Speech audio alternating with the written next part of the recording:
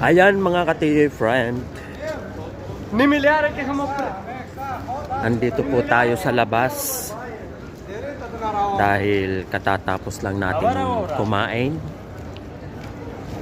Ayan, naglalakad-lakad lang muna ako mga kaibigan para matunawan tayo.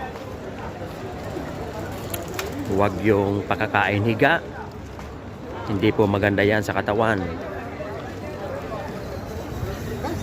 Kaya mas maganda pakakain, kunting lakad-lakad para hindi masakit sa tiyan. Di ba? Ganun dapat yung ating ginagawa kapag tayo makatapos kumain. Ayan, malamig. Malamig pa dito mga kaibigan.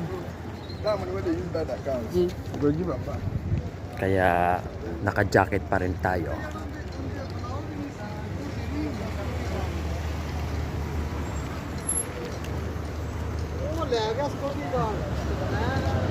Yan, papasilip ko lang mga ka-friend yung Burj Khalifa. Ayan, ayan sa likod ko.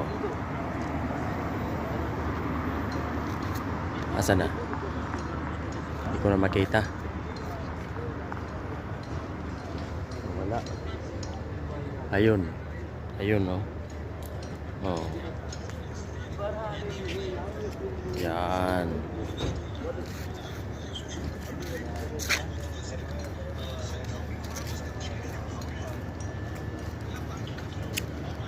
Oras ay alas 7:30.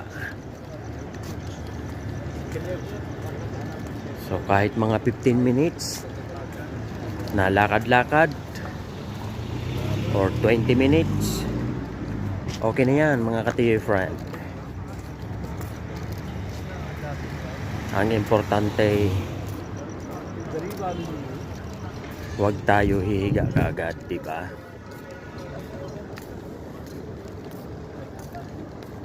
O siya mga kaibigan.